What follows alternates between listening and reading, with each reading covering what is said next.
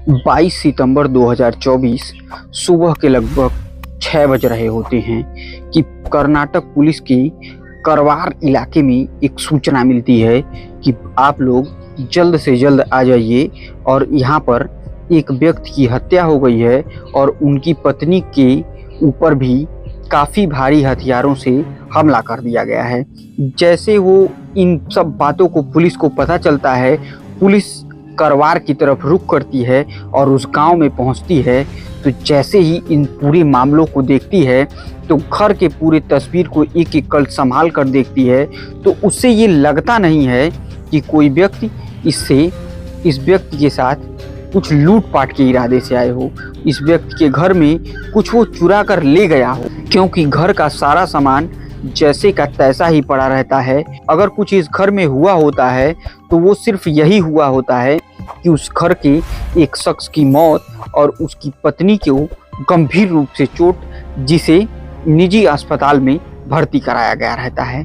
अब पुलिस पहली नज़र में देखने के बाद ही इस पूरे मामले की तफ्तीश शुरू कर देती है और देखने पे अगर यही प्रतीत होता है कि जरूर कहीं ना कहीं इस व्यक्ति का किसी शख्स से बेहद गहरी दुश्मनी रही होगी, तभी तो इसको इस निर्मम तरीके से मारा गया है।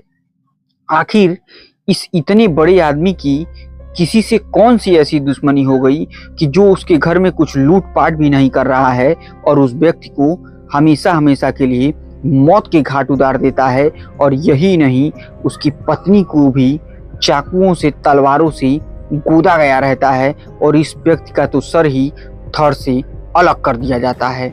जब इस पूरे मामले की पुलिस तफ्तीश करती है तो यकीन मानिए दोस्तों, एक बेहद खौफनाक और डरावनी और बेहद चौंकाने वाली खबर जो सामने आती है, उसे सुनने के बाद पूरे इलाके सहित उन दोनों परिवारों के भी रूह कांप जाती है। नमस्कार दोस्तों, मेरा नाम आर्यन मिश्रा और जुर्म के वर्चस्व की कहानी में आज की कहानी बेहद खौफनाक होगी और हम उम्मीद करते हैं कि ये कहानी आप अंत तक जरूर देखिएगा। और अगर आप चैनल पर नए हैं तो कृपया चैनल को सब्सक्राइब और वीडियो को लाइक और शेयर करना तो बिल्कुल मत भूलिएगा। एक व्यक्ति होता है जिनका नाम होता है विनायक नाइक और उनकी पत्नी का नाम होता है वैशाली। ये दोनों लोग 3 सितंबर को कर्नाटक के करवा आए थे। इन्हें नहीं पता था कि यहाँ आना उनकी ज़िंदगी का शायद वो आखिरी दिन हो सकता है। इसके बाद दोबारा ये यहाँ से वापस लौटकर मुंबई में नहीं जा पाएंगे और उनका वहाँ पर इलेक्ट्रॉनिक का बड़े स्तर पर कारोबार चलता है। और प्रथम दृष्टि में जब पुलिस इन सब चीज़ों को देखती है और इस कारोबारी और इसकी पत्नी को देखती है तो पुलिस को तो सिर्फ और सिर्फ एक ही चीज़ नज़र आती है और वो होती है कि इस व्यक्ति का बिजनेस को लेकर किसी से गहरी रंजिश रही हो या तो अंडरवर्ल्ड का हाथ रहा होगा, क्योंकि ये व्यक्ति ज़्यादातर अपना समय मुंबई और पुणे में बिताता था, जिससे ये बड़े बिजनेसमैनों में शुमार था। तो इस वजह से यही घटना पुलिस के दिमाग में चलती है और पुलिस इसी तरीके से इस पूरे केस की छानबीन करना शुरू भी कर देती है। लेकिन किसी को ये नहीं पता था कि विनायक का एक और दोस्त है, लेकिन किसी को इस बात की जरा सा भी जानकारी नहीं थी कि विनायक और उसका एक पहले बहुत प्रिय मित्र था जिसका नाम गुरु प्रसाद राणे था। इन दोनों में इतनी गहरी दोस्ती थी कि दोनों एक दूसरे के बिना रह नहीं सकते थी। लेकिन पता नहीं इन दोनों की दोस्ती को किसकी नज़र लग जाती है कि ये दोनों भी एक दूसरे के जान के दुश्मन बन जाते हैं। लेकिन जब पुलिस इस मामले के इन तथ्यों को जांच करना शुरू करती है तो एक बेहद चौंकाने वाली खबर सामने निकल कर आती है, जिसे यकीन मानिए दोस्तों, सुनकर किसी के भी होश उड़ जाते हैं। दरअसल ये कहानी ऐसे शुरू होती है कि एक दिन विनायक नाइक किसी काम से महाराष्ट्र गए होते हैं और पुणे में उनकी पत्नी रहती है। उसी समय वहाँ पर गुरु प्रसाद राणे उस जगह पर चला आता है और भाभी जी को अकेले देखकर उनसे बातचीत करना शुरू कर देता है। अब जैसे जैसे ये बातचीत आगे बढ़ती रहती है तो दोनों एक दूसरे के प्रति आकर्षित भी होते हैं, क्योंकि विनायक और गुरु प्रसाद में कुछ इस कदर दोस्ती रहती है कि उनकी पत्नी को भी वो भाभी जी कह करके बातचीत करना शुरू करता है।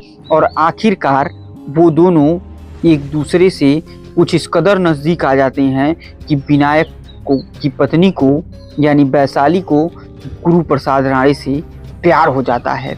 और ये प्यार कब बिस्तर तक पहुंचता है किसी ने सोचा भी नहीं था। दोनों एक दूसरे के आगोश में कुछ ऐसे सो जाती थी कि जब भी गुरु प्रसाद राणे विनायक के घर आता था तो नौकरों को हटा दिया जाता था, नौकरों को घर से बाहर भेज दिया जाता था और कमरे में सिर्फ वैशाली और गुरु प्रसाद राणे रहते थे। और दोनों एक दूसरे से के साथ कुछ इस कदर खौफनाक संबंध बनाते थे कि चीखों की आवाज़ें आसपास नौकरों को भी साफ साफ सुनाई दिया करती थी। लेकिन ये कहानी यही नहीं रुकती है दोस्तों। एक दिन ऐसा होता है कि जब गुरु प्रसाद राणे भी नहीं रहते हैं तो विनायक उनके घर पर चला जाता है और उस दरमियान विनायक को भी गुरु प्रसाद राणे की पत्नी से मोहब्बत हो जाता है। यकीन मानिए दोस्तों, ये कहानी सुनेंगे तो आप चौंक उठेंगे। और आखिरकार जिस तरीके से संबंध गुरु प्रसाद राणे विनायक की पत्नी से बनाता है, उससे भी कहीं खतरनाक संबंध गुरु प्रसाद राणे की पत्नी से विनायक बनाता था। उस समय तो परिवार वाले भी घर में मौजूद रहते थे, बावजूद उसके विनायक रोजाना पहुंचता था और भाभी जी कहकर उन्हें बाहर ले जाता था, घुमाता था, फिराता था। और इसी दरमियान वो उनके साथ संबंध बनाना शुरू करता था। वो बड़े बड़े महंगे होटलों में भी जाया करता था। लेकिन फिर पुलिस इन सब बातों को जानने के बाद जो एक बेहद महत्वपूर्ण जानकारी होती है, जो पुलिस की सबसे ज़्यादा ज़रूरत होती है कि आखिर वो कौन सा ऐसा कारण है जिसकी वजह से विनायक नायक की हत्या की गई, ये बेहद अहम जानकारी थी।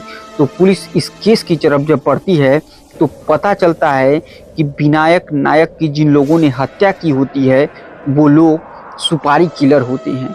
पुलिस को समझते देर नहीं लगता है कि ये लोग अंडरवर्ल्ड से जुड़े हैं। लेकिन इस हत्या में जिस कार का इस्तेमाल किया गया रहता है उसको जब सीसीटीवी कैमरे के माध्यम से जांच पड़ताल की जाती है तो पता चलता है कि इस कार प्रवीण सुधीर नाम के एक व्यक्ति को बेचा गया था और उसके बाद इस कार को गुरु रहाणे ने खरीदा था। अब समझ में नहीं आता है कि जब दोनों के पति पत्नी के बीच में इतने अच्छे रिश्ते रहते हैं, वो उसकी पत्नी से प्यार करता है, वो उसकी पत्नी से प्यार करता है, तो आखिर वो कौन सी ऐसी बात हो जाती है कि सीरियल किलर गुरु प्रसाद रहाणे को विनायक के घर पर भेजना पड़ता है। और तो और पूर्व प्रेमिका यानी वैशाली के ऊपर भी उन्हीं सीरियल किलर से हमला भी करवा देता है। ये भी बात पुलिस को बेहद चौंकाने वाली पता चलती है। लेकिन जब इसकी बेहद गहराई से जांच पड़ताल की जाती है तो ये बात जो सामने निकल कर आती है वो ये रहती है कि इसमें कहीं ना कहीं दोनों परिवारों को ये बात बेहद अच्छी तरीके से पता चल जाती है कि गुरु प्रसाद रहाणे की पत्नी को विनायक नायक ने रख लिया और रहाणे ने विनायक नायक की पत्नी को रख लिया है। अब ये दोनों बात जैसे ही आग की तरह फैलती है, दोनों परिवारों में यकीन मानिए दोस्तों कुछ इस कदर घमासान युद्ध मच जाता है। दोनों परिवारों के बीच में ऐसी दुश्मनी मच जाती है कि उसी दिन गुरु प्रसाद रहाणे ने फैसला किया कि अब किसी भी कीमत पर विनायक को जिंदा नहीं छोड़ना है और सीरियल किलरों को वो दोनों रेडी रखता है और सही मौके की सही तलाश का इंतजार करने लगता है। और आखिरकार जैसे ही वो दिन सामने आता है जब पता चलता है कि विनायक नायक अपने पैतृक निवास कर्नाटक के करवा जब जाएगा, उसी दरमियान उस पर हमला करना है। और इस पूरी तैयारी को बनाने के बाद अचानक विनायक नायक जैसे ही अपने पैतृक निवास पहुंचता है, तुरंत गुरु रहाणे ने इन सीरियल किलर को आदेश दिया कि अब जाओ, सही समय है, इसी वक्त बदला लेना भी उचित रहेगा। और उसी दरमियान उन्होंने उस सारे सीरियल किलर वहां से निकलते हैं और वही जो गाड़ी पुरानी खरीदी गई होती है उसी से कर्नाटक की उस इलाके में पहुंचते हैं। और इलाके में पहुंचने के बाद विनायक नायक को जैसे ही सुबह सुबह देखते हैं उसके ऊपर हमला कर देते हैं और इसी हमला होने के बाद से तत्काल मौके पर विनायक नायक की मौत हो जाती है और उनकी पत्नी वैशाली निजी हॉस्पिटल में भर्ती कराया जाता है। और जांच के बाद और जैसे ही गुरु प्रसाद रहाणे को इस पूरी घटनाक्रम की जानकारी होती है कि पूरे घटनाक्रम को पुलिस ने साफ साफ कर रखा है और पूरी जानकारी मिल चुकी है, तो वो तुरंत उस जगह से निकलता है और गोवा जाता है, एक होटल में रुकता है और वहीं पर खुदकुशी करके अपनी जान दे देता है। तो ये थी दोस्तों दो बड़े बिजनेसमैनों की उनकी पत्नियों के साथ अफेयर और बाद में एक दूसरे की जान ले लेना। इस खौफनाक घटना से दोनों परिवारों के लोग बेहद सदमे में हैं कि एक तरफ विनायक नायक की हत्या हो चुकी, दूसरी तरफ गुरु रहाणे ने भी अपनी जान दे दी। और इसके बाद दोस्तों इस दोनों परिवारों के सिर्फ हवस के चक्कर में ये दोनों परिवार बिल्कुल पूरी तरीके से टूट गए, बिखर गए और बर्बाद हो गए। तो ये थी दोस्तों आज के जुर्म के वर्चस्व की कहानी।